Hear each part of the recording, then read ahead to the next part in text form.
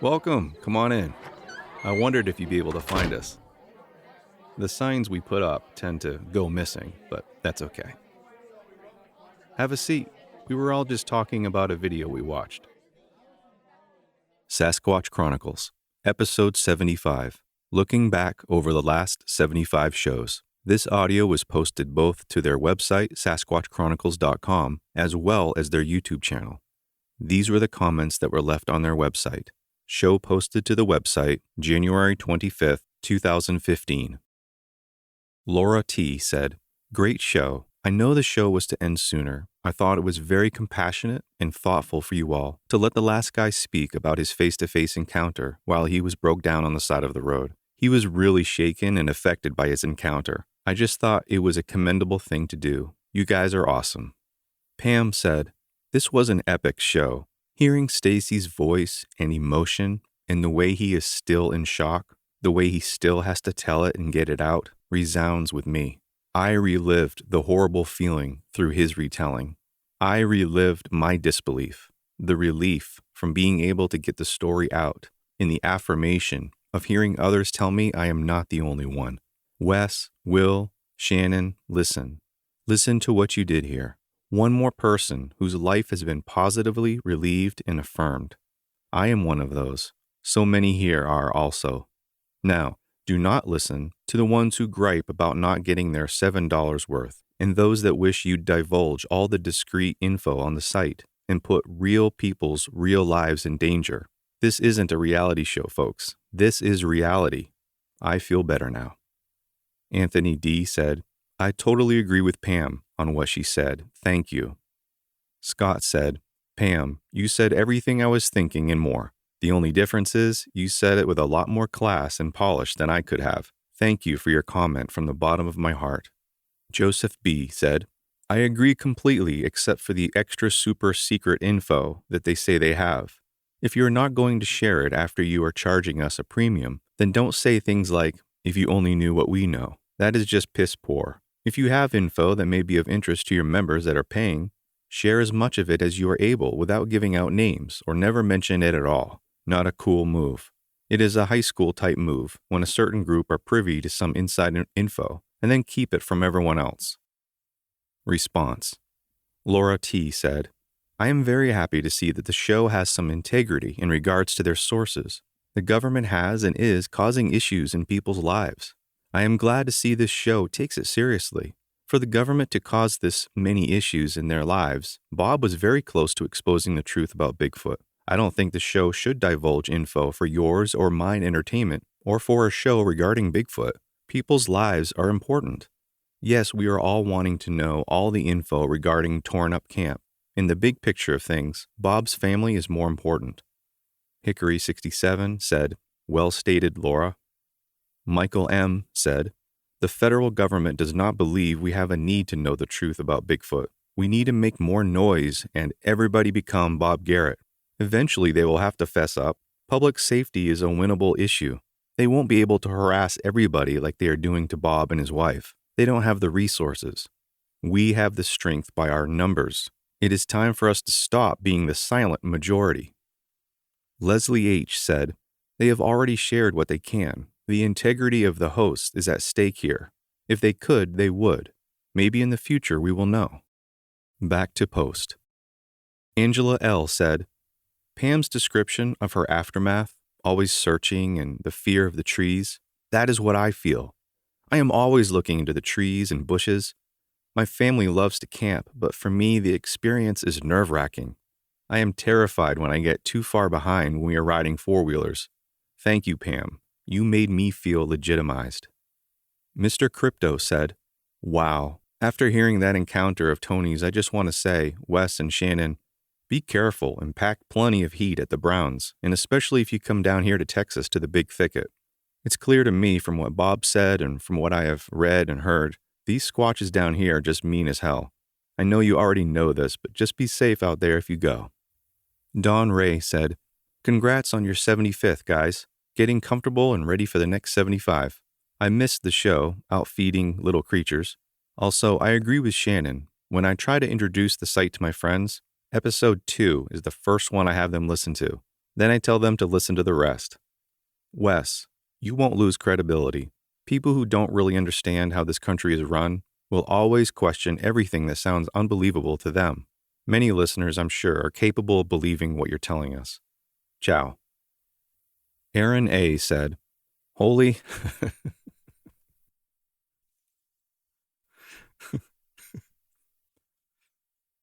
Holy Hanobia.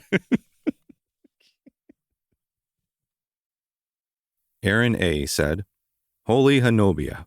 Tracy's encounter was one of the most terrifying encounter stories I've ever heard.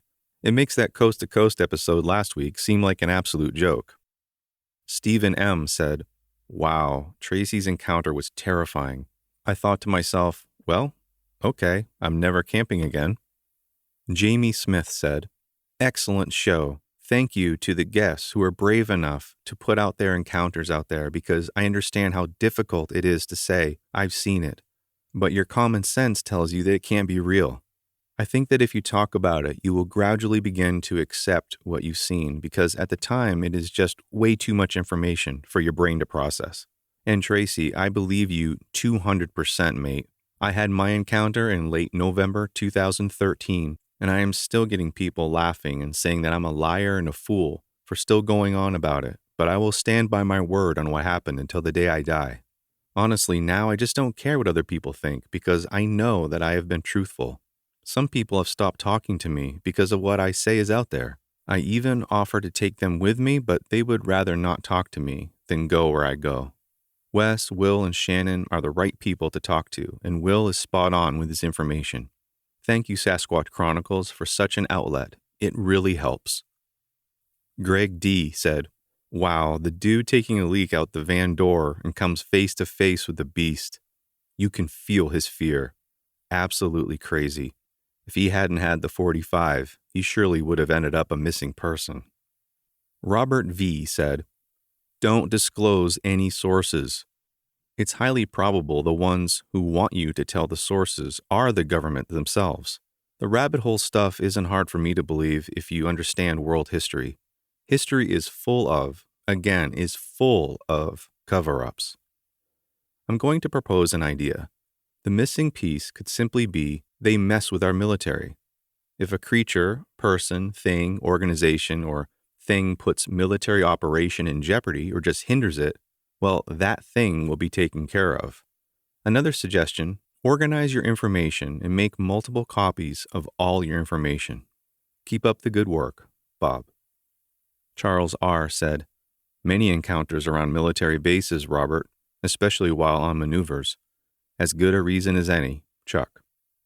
Brian M. said, Up there with your best shows. That last encounter was stunning. Donald B. said, 6 months ago I spent $1,000 on camping gear to go camping by myself in Washington State. 4 months ago I started listening to Sasquatch Chronicles. Now my camping gear is getting dusty. The part about whizzing out the van side door threw me off because I was thinking the side door opened perpendicular to the van. So looking up Dodge Sprinter, you can see that it's a sliding door. So the creature could stand right next to Tracy without the door being in the way. Freaky. Alan H. said, Tracy had a long night. Amazing story. Congratulations on your anniversary, and I'm proud to say I've been here since the beginning. Hayden said, Tracy was the absolute real deal. It was up there with Mike Woolley and Wes and Woody's encounter. In all three, it could have easily turned into a battle for survival. Gordon O. said, I felt his pain when he looked at the face of death for a brief history of time. I broke down the same time he did, oh my expletive, and he healed as you went through it with him. Thank you, all of you, Wes, Woody, William, Shannon. You are not just a show anymore, so much above anything out there. Integrity is the first word I can think of to describe you. Much love. Hayden said, Pam's encounter was very vivid and good too. Too bad her family didn't believe her and come out when she told them to. Terry R. said, Wow, always a good show. They just keep getting better. I have to wonder if that beast figured the guy in the van was marking his territory and got peed on in the process. That must have really pissed him off.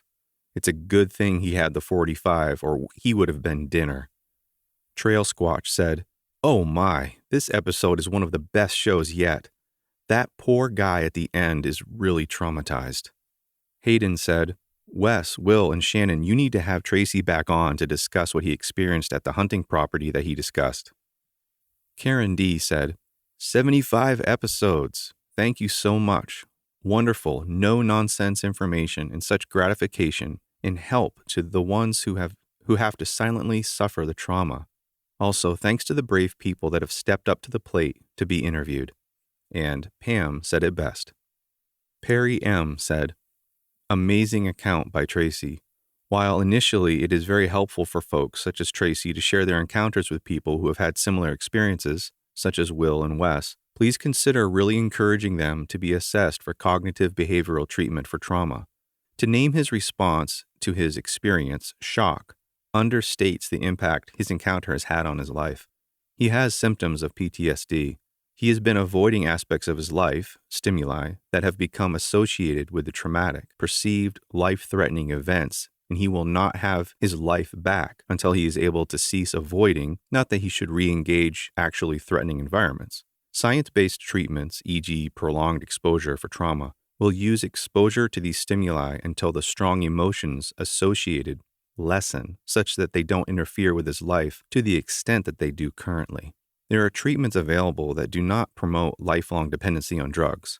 I will say that I was listening to the account while typing this, and the quality of Tracy's voice indicated to me that allowing him to ask questions of Will and Wes was very helpful. You guys keep up the great work.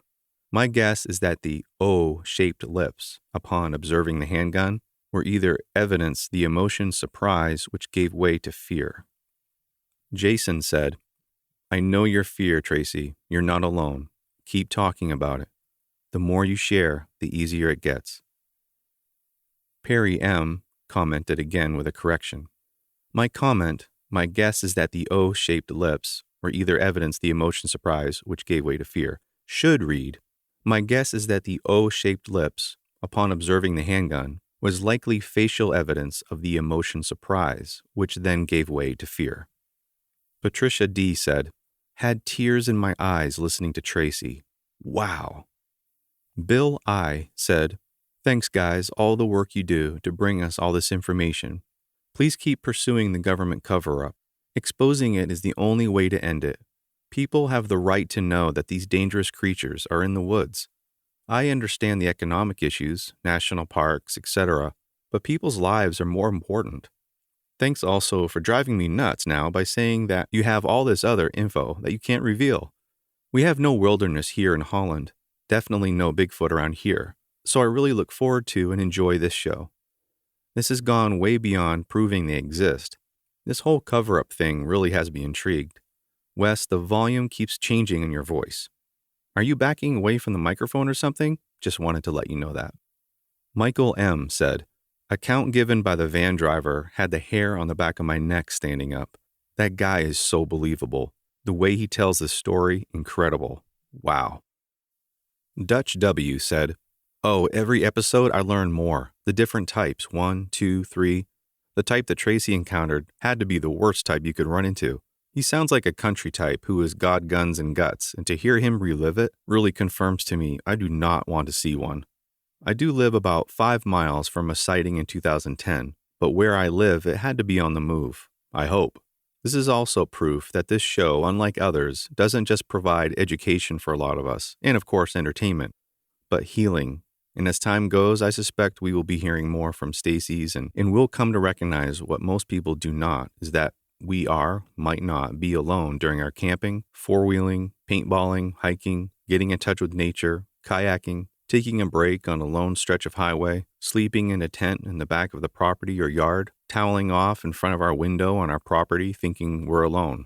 Nope, now I am a little more aware for it. And for Sasquatch Chronicles, I am grateful. Also, my Colt 45 with hollow points." Tracy G. said, "I would like to thank everyone for your kind words and encouragement, especially Will and Wes for letting me talk about my experience. It has altered my life in ways that I never thought possible, and just being able to talk about it was a big help. Thanks everyone, Tracy." William G. said, This was a great show. However, what I took from it is the door is closed on the Bob Garrett incident, and I find that a shame. Here's why. The government has no regards to the average American except as a source of revenue during our productive lives. The general public goes through life day to day in a shroud of ignorance, forced on them by our government unwilling to see us as anything other than children. It's always the average Joe that pays. Instead of disclosing to the public the real threats out there to the average Joe, they keep us misinformed, like a condescending parent would a child. This boils my blood, especially when it is we who pay for their service. Tracy is a perfect example of what I mean. He was damn sure told as a serviceman who and what the threat is. But back in civilian life, he's in the dark, just like all the rest of us. You hear all the rhetoric that these creatures are harmless, and yet a Tracy story comes along, among many other aggressive accounts. How many children have been taken off our parks? How many adults have been taken? In my opinion, it is an insult to the highest degree to ask a person to go fight a threat 10,000 miles away and keep him ignorant of the threat in his own yard. What I took away from this episode is that the men in black who got to Bob Garrett also got to Sasquatch Chronicles. Diana I. said, "Fabulous show, guys. Congrats on your 75th show. I agree with Laura on letting Tracy get his encounter in at the last minute. Wow, that's got to be the scariest one yet. I felt like I was there while he was telling his story. Poor guy. Now imagine if it were female broken down without a gun. What would the outcome have been? There has to be disclosure on these creatures. The show needs to be 2 hours of just encounter stories. Keep up the good work, guys. We are listening. The truth is stranger than fiction." Eric H. said, "Great stuff. Both guests were terrific. What you guys do is valuable. I have not had an encounter, but always been fascinated with the subject. After hearing your show 75 times, I'm fine if I don't have an encounter other than seeing one on TV. Congratulations on 75 shows. I look forward to so many more." Eric S. said, "Holy hell, this guy had an incredible encounter. Best yet, in my opinion. Totally understand if you guys have to hold stuff back. It's clearly from reason and not ego-driven. This episode ranks up with the rabbit hole ones due to all the info Will gave and Tracy's encounter, obviously. Wes, you are a great host for show." Jeffrey S. said, "Wow, what an awesome show. Part of me wants to know what you guys know and part of me doesn't. It would change everything." Terry W.W. said, "Yep, Tracy's encounter was the most intense. Man, being within inches of one and urinating on a Bigfoot, Tracy is one bad dude and lived through it. I really hope you recover from the encounter. I think it would have messed anyone up mentally. You know, the Chickasaw Indians occupied the Tishomingo in Burnsville, Mississippi area a long time ago before the Indian Removal Act of the 1830s. I would imagine what stories of the Chickasaw people and their southern Indian tribes would have on Sasquatch or Lofa. Lofa is Bigfoot in the Chickasaw language. Choctaws called them Champe. Creek Indians call them Honka. Honka means hairy man. Choctaws do have another name for them that means cannibal man.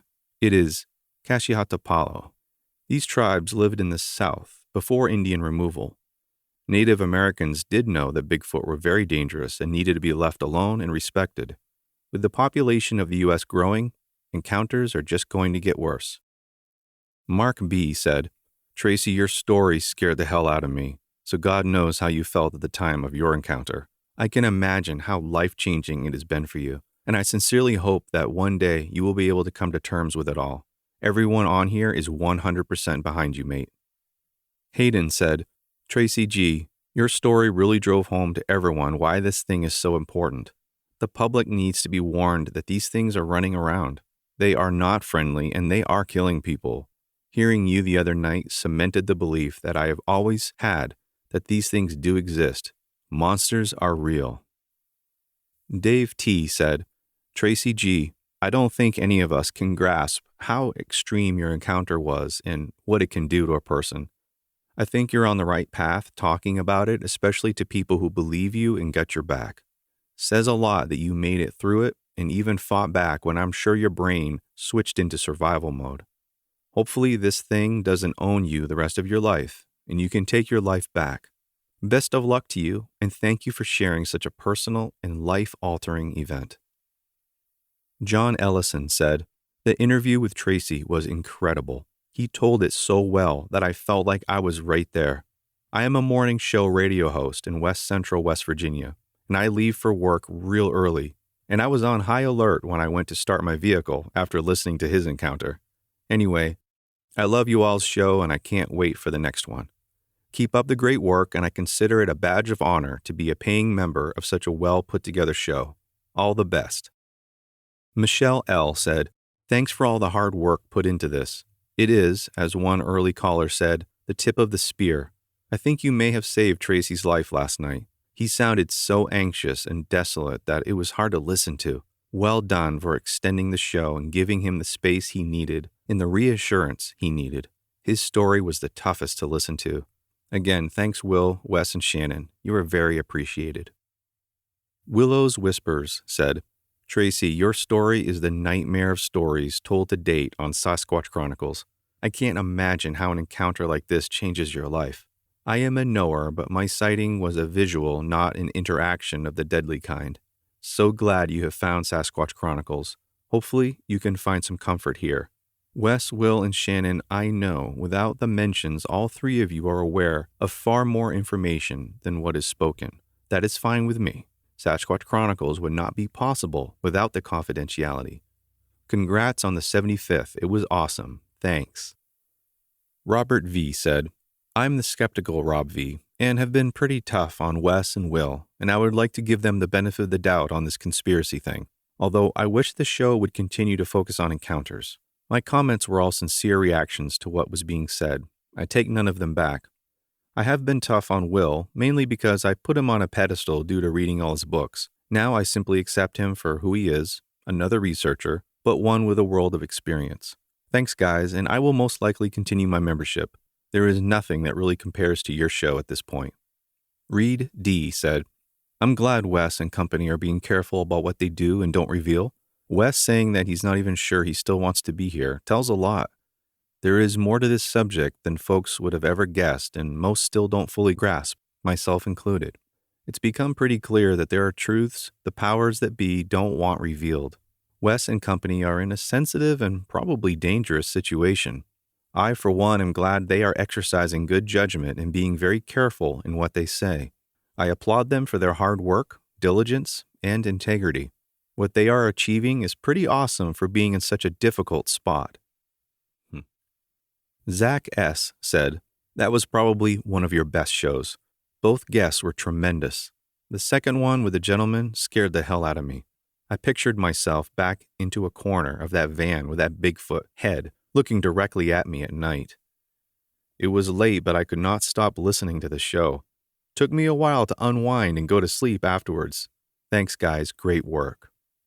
Jacqueline N. said, "Tracy, thank you for sharing your story. I've been thinking about your story all day. Please know we care and will listen whenever you need to talk. Please post when you ever need some comfort." Tracy G. said, "Thank you very much, Jacqueline. I can't tell you how much the support I've felt here has helped me. Up till now, I felt totally alone and lost. Thank you from the bottom of my heart, Tracy."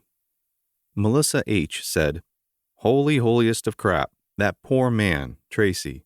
The fear in his voice was actually palpable. How can he ever be in the dark again?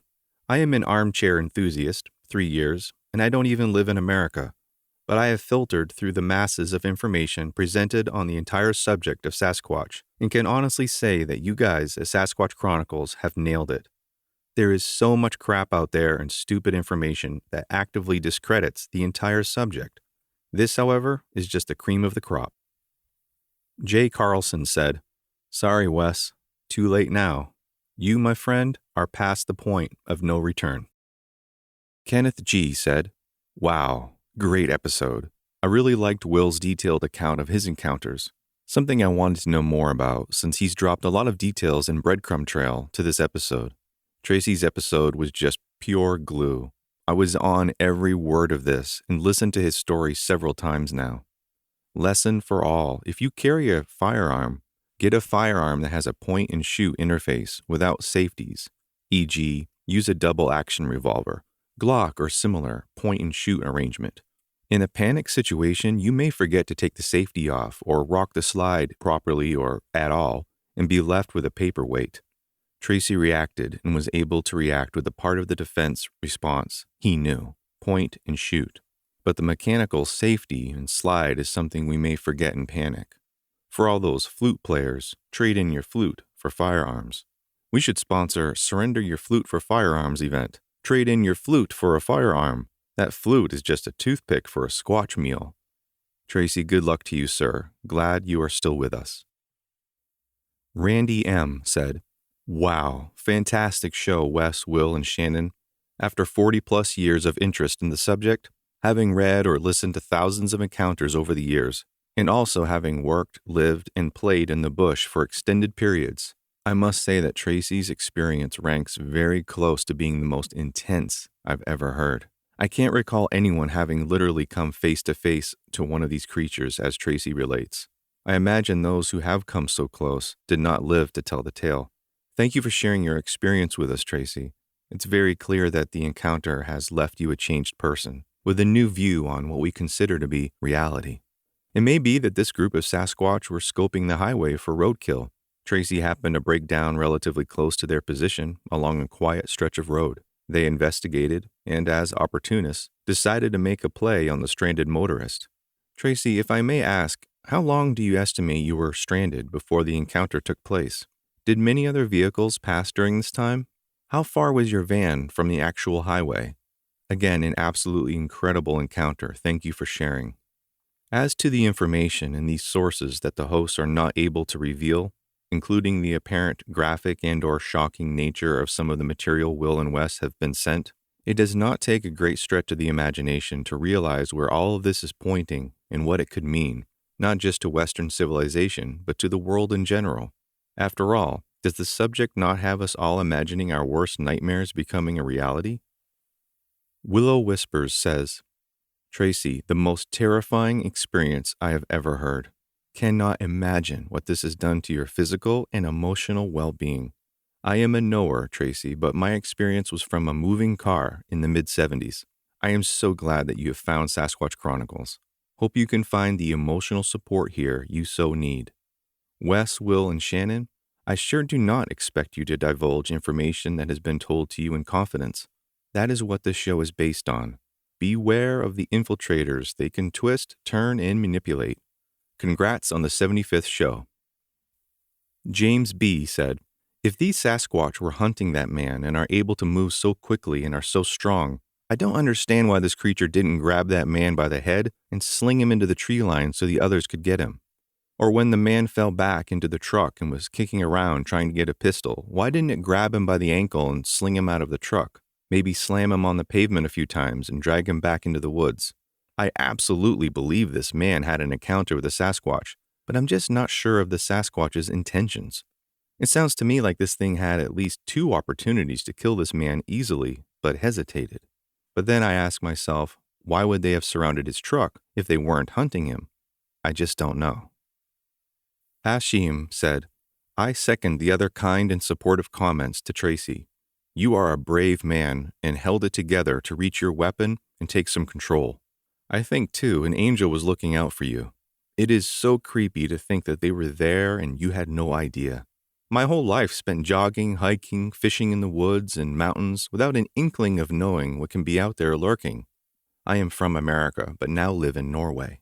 Tracy, my husband and I are good friends with Mike and Jackie Woolley. Mike suffered as you are with the aftermath of his encounter, but it will get better as it did for him. It happened back in the 80s for Mike, but now things are opening up a lot as with this show and people have platforms to share their encounters. So many people have had encounters and are having the courage to come forward and share them. Hang in there. It will get better. Bonnie.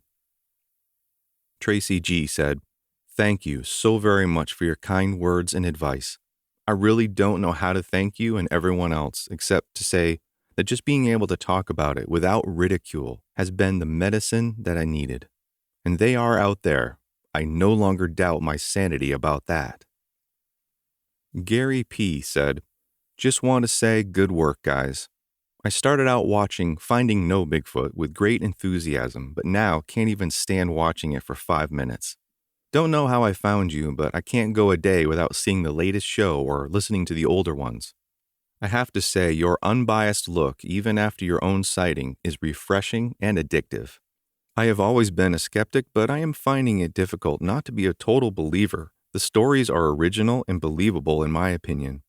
When you decided to have a membership site, I said I will not be paying to myself, but I could not help myself and joined, and I'm glad I did.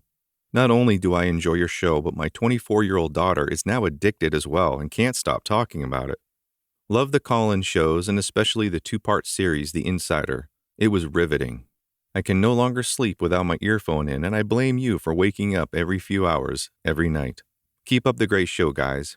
Gary, Australia. M99 said, my dad used to say that was coyotes. I heard those same types of sounds when I was growing up in East Texas woods. Occasionally, he'd tell me the boogeyman was out there, or it was a booger, to keep us kids close when we'd go to reunions or camping, etc. The Sasquatch Chronicles Episode 75 video is posted both to sasquatchchronicles.com as well as the Sasquatch Chronicles YouTube channel. The previous comments were in response to the video posted to their website in 2015. The following comments are for the same video but posted to their YouTube channel on December 2nd, 2018. Frank P. said, Pam, I believe every word you have said about your encounter. Look up White Bigfoot in Carbondale, Penna. Very good video of white creature at night. You will see that they are all over the country. Intel X6 said, many of these creatures become lighter in color the older they get. The hairy bastards are organ eaters. The reason coyotes and wolves are often associated with these things is because they follow the Squatch when they are on a hunt because they leave plenty of scraps. Simon Riddick said, Tracy's encounter is at 1 hour and 55-minute mark. Phoebe Sweet said, that guy in the broke-down truck really benefited from you guys. Every single person that hears and believes his story helps him get that much closer to healing. So I just want him to know, add me to the list of believers. I urge him to find others that at least believe him, and at best have had encounters, and begin moving toward going back to doing the things he loves.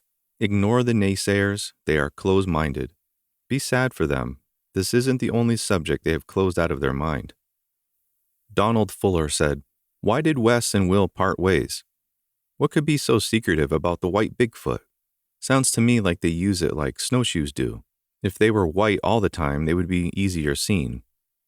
I don't take much from DeHinden as fact.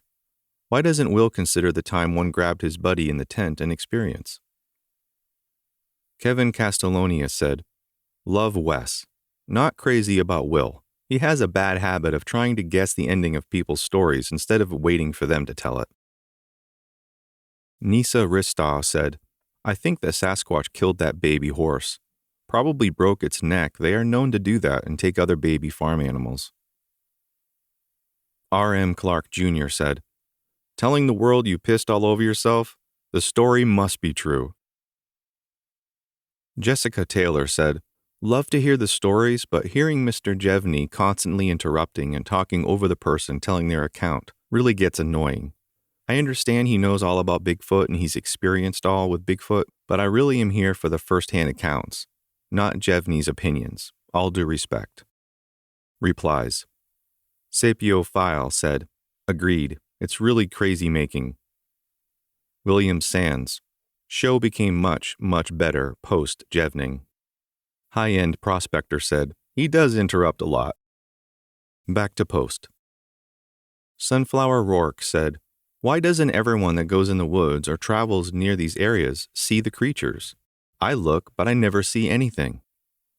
Replies. Joda Akbar said, not being sarcastic, but it's probably because they don't want you to see them. Sunflower Rourke said, actually, we sleep in the woods for about 2 weeks out of the year, within several states of interest. Believe me, I am not looking for Bigfoot, and according to most of the stories, few are when they find this creature. I did encounter something right in the middle of Grayton Beach State Park, Florida, several years ago in broad daylight. I could count this encounter if I remember the 3-second event. It disappeared before our eyes. Back to post. CS said, I hope that those with deeper info will make note of it and pass it upon death. You guys need to be cautious not only for those contacting you, but for your personal safety as well. Again, CS said, to the last fella with the van, you saved yourself. You were the hero of that standoff. Don't let that one contact rule your future calm and happiness. You saw what you saw. You didn't just lose it. If you had, you wouldn't be able to defend yourself. Props to you. Self-talk before bed. Cover yourself with the Holy Spirit. Protection when rest or sleep. Response. Lucas Williams said, I totally agree, CS. Back to post. David Vaughn said, just say it, Wes. The government would rather you be dead than prove these things are really there. Jane Doe said, I like the Washington State stories since I live here. I have never had any strange experiences, but I have a friend who did, near Lake Merwin. My interest in the subject matter and my willingness to believe it was sparked by her encounter. Since I know her, I know she's being honest. Not a storyteller and not someone who widely shares the experience. It happened about 5 years ago, deep off trail. Rotting flesh smell earlier in the day. After dinner in the dark, the noises began and come progressively closer. Bizarre vocalizations right up to her camp, and a sighting of the creature watching them from behind a nearby tree in the lantern light as they frantically packed camp to run. She and her companion took off in their Jeep to a lower established campground for the night. They went back the next day and saw a print and strange log placements from the fire pit. If it was my own experience, I could be more detailed. I would contact the show, LOL. Stuart Hayward said, as for the missing part of why it's covered up, anything to do with human or hominid history dating back behind 6,000 years is highly censored, especially something relating to the true origins of man or ancient advanced human civilizations and their technology. JRG11 said, this show would never have become so successful if Will stayed. Good job, Wes. Alyssa Alt said, earlier this year in April, my brother and I were chased an hour and a half on a hike while hearing clear, loud grunting and vocalizing until we reached the mouth of the trail. I got actual chills when I heard the vocalizing in the first clip. My brother and I were hiking and camping on the Quinault River at Graves Creek campgrounds in Washington. That was the most terrifying thing to ever happen to me, and the fact that someone else heard them there confirmed our suspicion that it was in fact not a bear or cougar. When we got back to our campsite, we told our parents and we packed everything up and left. When we heard the sounds on our hike, I felt an almost impossible amount of fear. We pulled out our knives while we ran because we thought it was coming for us at any second. Otis Firefly said, does anyone here believe that these things have something to do with missing 411? Replies, Jane Lindley, I do. Elizabeth Ambrose said, yes. Frank Short said, oh yes. Back to post. Saris X said, this is one of my favorite encounters. Serious story. I prayed for him too. Thanks guys for posting. I think Will is just trying to relate by saying what he's been through so the guy knows he's not alone, and he was very soothing and understanding toward the man. But I do see why all the comments regarding some interruptions. Teresa Leese said, I'm sorry, but I feel not telling us all you know, you are just like the powers that be. There is no reason not to tell people about these things for well-being alone. They will, of course, play on your humanity and give some BS reason not to tell, but you can't trust these people for the truth. Anyone that will not tell what they know is no better than the powers that be. Funny these shows want to hear all through, right? I don't know, I think sometimes they play together to see what we the people know about them. This is our earth and have a right to know about all on it. No person should pick and choose what we know. Thanks for reading my rant. Stay safe all. We aren't alone here. Stephen Jeffers said, why didn't Finding Bigfoot ever go into the area to the south of Huntsville, Texas, west of I-45? The creatures are in that area for sure, around the Stubblefield Lake.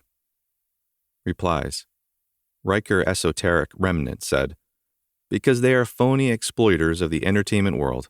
They have a reputation for screwing people over and taking whatever they can from them, then kick them to the curb." Stephen Jeffers said, "I think you are right, but if they want a real Sasquatch, that's where you go." Back to post. T.L. Scott said, "Wes, are you actually contracted out to some Black Ops government agency or part of a PsyOps program?" William Sands said, "Man, that guy telling his story at around the 1 hour 55 mark really had the hell scared out of him. That guy is either a good actor or the man is still terrified. Poor dude." Misha Chan said, "At the 1 hour 7-minute mark, nobody is asking for names and specific titles, etc.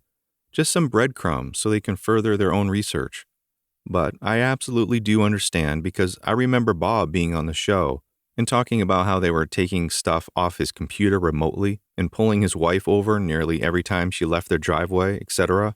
And it's awful what the government does to their own people in a million different instances. But we're just curious about, is there evidence that they have actually eaten someone, yes or no? Just a simple yay or nay would do. Don't have to completely expose every detail of who, what, where, but let people know some stuff so they can be safer." Replies. Frank Short said, "Yes, they do eat people, some do." Scotocaster 66 said, "Some evidence of missing children that were found miles away from where they went missing. The clothes were on backwards or inside out. Something did that. There's a lot of stories like that. But they were still alive. It was 3 or 4 days later, but still alive. That is crazy." Back to post. David Vaughn said, "Would have been nice if you asked how did the baby horse get up the hill? Was it born okay? Left with its mother and then found dead? If so, the white creature probably killed it." Nick Fody said, "Bruh, they're not desperate or really hungry, lol. They take what they want. They don't follow the law." Lee Wassel said, 1 hour 55-minute timestamp. That's for me when I want my Tracy story. This is one of the ones that stands out that I listen to again and again and again. That and the Siege of Hanobia.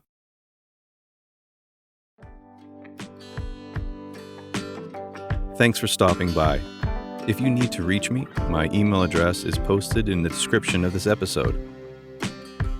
Also there in the description, I shared some information about a special film you may want to know about. Share your knowledge, care for your neighbor, and destroy the suppression.